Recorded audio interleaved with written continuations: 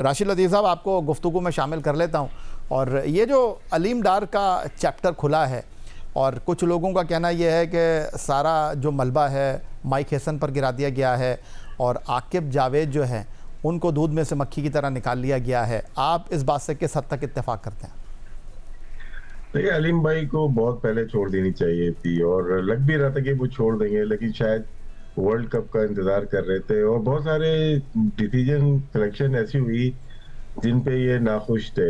इजहार नहीं कर सकते थे, लेकिन बात होने से किसी से पता चलता था कि ऐसी चीजें हो रही हैं।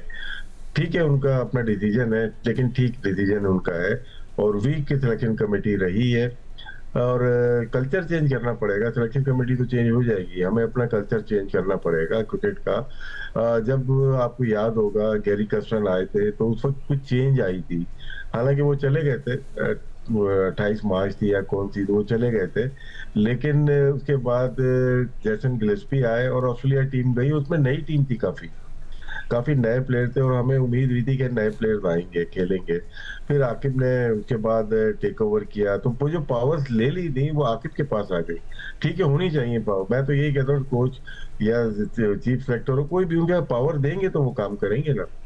तो पावर ले ली, उसके बाद एशिया कप भी, चैंपियंस ट्रॉफी भी गुजर गया। हमें बहुत सारी हार मिली उसके बाद। जब चैंपियन ट्रॉफी हमारी खत्म हुई तो उसके बाद बाकायदा तौर पे माइक हैसन को लाए गए और दोबारा से वो प्लेयर आने लगे। एशिया कप हम हारे तो सुनने में यही आया, आप लोग बेहतर बता सकते हैं, कि बीच में हम बाबर आजम को भी भेजना चाह रहे थे कि वो चला जाए क्योंकि हमारी बैटिंग फ्लॉप हो रही है। वहीं इन्होंने डिसाइड कर लिया था कि उनको वापस लेके आना है। शायद सिलेक्शन कमेटी या कोई और इसके हक में नहीं था और बैरूनी पावर्स इतना काम करती हैं कि वो को टीम में लाने में कामयाब हो गए। बाबर का अगर परफॉर्मेंस अच्छी रही, top order opening, no doubt Pakistan का अच्छा बैटर है, लेकिन किसने फैसला किया नंबर 4 पे उसको खिलाएंगे? फिर शादाब को, जो सुनने में यही आता है कि इस्लामाबाद यूनाइटेड का इन्फ्लुएंस था। तो ये सारी बातें ढकी छुपी है नहीं, हर जगह हर महफिल में यही बात होती है। परफॉर्मेंस हो जाती है तो चीजें भूल जाते हैं। तो अलीम डार का जो डिसीजन है ये पहला पहला है, इसकी बहुत सारी चीजें आएंगी। बाकी स्ट्रॉन्ग सिलेक्शन कमेटी होनी चाहिए। आकिब जावेद स्ट्रॉन्ग पर्सन है, लेकिन वो हाई परफॉर्मेंस सेंटर भी देख रहे हैं, सिलेक्शन कमेटी भी देखेंगे। फिर उन्होंने कैंप और लगा लिया है जो कि ओपन ट्रायल हो रहे हैं, तो बहुत सारी चीजें मुमकिन नहीं तो है। राशिद लतीफ़ साहब, ये जिम्मेदारियां तो असद शफीक भी अदा कर रहे हैं, वो Hanif Mohammad high performance centre देख रहे हैं, ख़वातीन सिलेक्शन कमेटी के भी सरबराह हैं, सीनियर सिलेक्शन कमेटी में भी मौजूद है। जी, लेकिन सिलेक्शन में हम लोग अगर देखते हैं तो इतना नाम आता नहीं है असद शफीक का। ठीक है, इनपुट होती होगी, हो सकता है कि जूम पे बुला लेते होंगे, लेकिन हमने देखा नहीं कि इतनी ज्यादा हाशमी साहब की या असद शफीक की इनपुट हो। आकिब जावेद हो सकते हैं इसमें, और माइक हैसन और कप्तान सलमान अली आगा बिल्कुल होंगे। टीम हमारी ठीक थी, हमारे 12-13 प्लेयर्स प्लेइंग 11 में आउटस्टैंडिंग थे। फखर जमान को ओपन कराते, वो सभी ने कहा, और आपको थोड़ी सी चेंजेस करनी थी। हम इंग्लैंड वाला मैच जीत सकते थे, अबरार खेलते, वो गलतियां तो देखिए, गुस्सा किस बात का आ रहा है?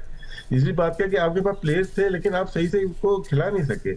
इसीलिए सारा जो मलबा गिर रहा है वो कप्तान पे भी नहीं गिर रहा, वो माइक हैसन की तरफ जा रहा है। तो मेरे ख्याल से बात दुरुस्त है कि आपने प्लेइंग 11 तो आपके हेड कोच की जिम्मेदारी होती है। और जहां तक सलमान अली आगा का है, वो बहुत स्ट्रॉन्ग कैप्टन नहीं है, वो साथ मिलजुल के काम करने वाला प्लेयर है। वो उसने जो भी डिसाइड किया वो माइक हैसन के कहने पे ही किया ना। मैं ये समझता हूँ कि हमारी प्लेइंग 11 इस टूर्नामेंट में बिल्कुल कतई सही नहीं थी।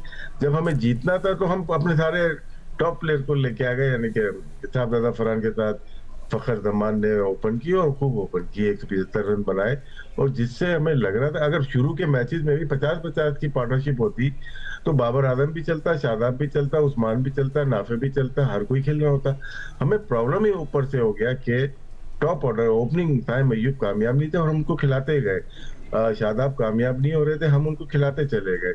शायद यहीं पे थोड़ा सा फेवरेटिज्म किया गया है।